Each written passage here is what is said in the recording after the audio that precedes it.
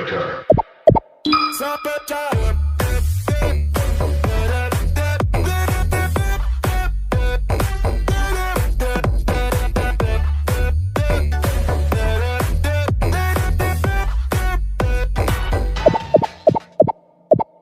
Halo teman-teman semua, apa kabar? Semoga kalian semua dalam keadaan sehat. Jadi di video kali ini saya akan membahas tentang pembelajaran manajemen inovatif.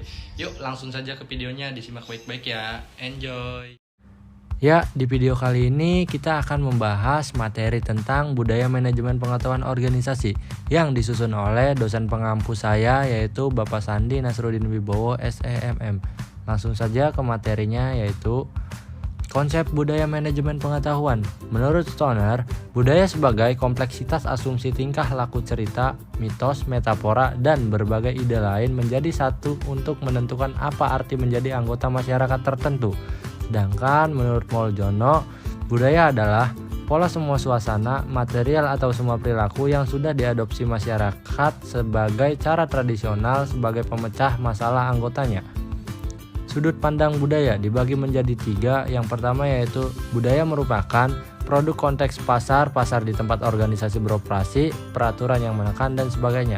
Yang kedua, budaya merupakan produk struktur dan fungsi yang ada dalam organisasi. Misal organisasi yang tersentralisasi berbeda dengan organisasi yang terdesentralisasi. Yang ketiga, budaya merupakan produk sikap orang dalam pekerjaan mereka. Hal ini berarti produk perjanjian psikologi antara individu dan organisasi. Manajemen mencangkup yang pertama yaitu mengkoordinasikan SDM, material, dan keuangan ke arah tercapainya tujuan organisasi yang efektif dan efisien. Yang kedua yaitu menghubungkan organisasi dengan lingkungan luar dan menanggapi kebutuhan masyarakat. Yang ketiga yaitu mengembangkan iklim organisasi di mana orang dapat mengejar sasaran perseorangan dan sasaran bersama. Yang keempat yaitu melaksanakan fungsi tertentu yang dapat diterapkan seperti menentukan sasaran, merencanakan, merakit sumber daya, mengorganisir, melaksanakan, dan mengawasi. Yang kelima yaitu melaksanakan berbagai peran antar pribadi informasional dan memutuskan. Pengetahuan adalah keseluruhan kognisi dan keterampilan untuk memecahkan masalah dengan kapasitas melakukan tindakan efektif, efisiensi, rasional. Budaya manajemen pengetahuan menggabungkan ketiga konsep budaya, manajemen, dan pengetahuan. Secara konseptual, budaya manajemen pengetahuan bertolak dari anggapan dasar. Ofsted dalam Ndraha tahun 2005 berpendapat anggaran dasar. Yang pertama, budaya adalah kolektif mental program. Jadi, budaya dapat diprogramkan atau dimanajemeni berbasiskan pengetahuan. Yang kedua yaitu nilai bisa berubah dan budaya bisa berubah atau diubah atau sudah tentu. Sebagai proses budaya, manajemen pengetahuan meliputi fungsi dan kegiatan proses budaya. Manajemen pengetahuan berpusat pada manusia, karena manusia sebagai individu mempunyai perilaku individu dalam organisasi membawa ke suatu tatanan, kemampuan, kepercayaan pribadi, pengharap, kebutuhan, dan pengalaman masa lalunya. Perilaku individu dalam organisasi menawarkan tantangan dan kesempatan bagi manajer, membantu dan memperbaiki kualitas individu dengan menunjukkan manajer bagaimana memberi kuasa orang-orangnya merancang melakukan perubahan dalam organisasi.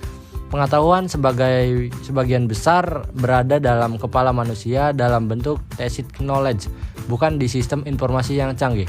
Salah satu pendekatan yang berpusat pada manusia dengan menumbuhkan budaya kondusif terhadap berjalannya proses dalam manajemen pengetahuan.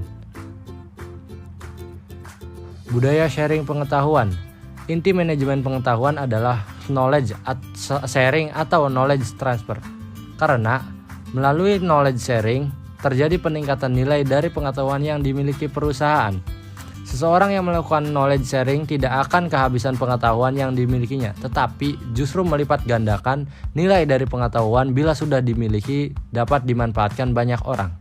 Budaya knowledge sharing merupakan budaya yang perlu ditumbuhkan dan dirangsang dalam perusahaan yang ingin menerapkan manajemen pengetahuan efektif. Unsur budaya sharing pengetahuan. Yang pertama, peran kepemimpinan. Berupa kemampuan merumuskan visi, keterlibatan langsung, pemberian dukungan, dan advokasi. Yang kedua, budaya perusahaan yang memberi iklim kepercayaan dan keterbukaan. Yang ketiga, adanya kemauan pimpinan organisasi untuk mempromosikan knowledge sharing dan kolaborasi.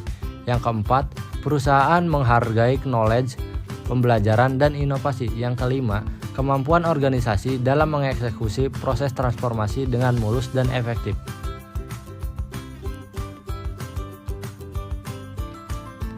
Gambar kerangka knowledge sharing.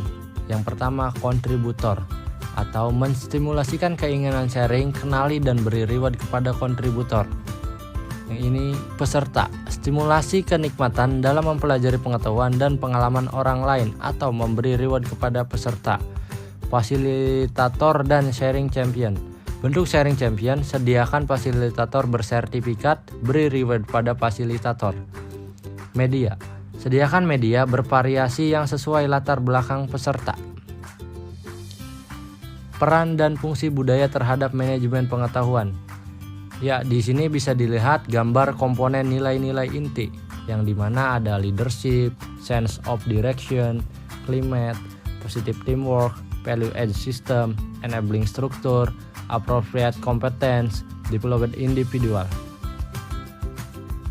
7 variabel yang berpengaruh terhadap kesuksesan organisasi yang terangkum dalam 7S menurut MC Kinsey.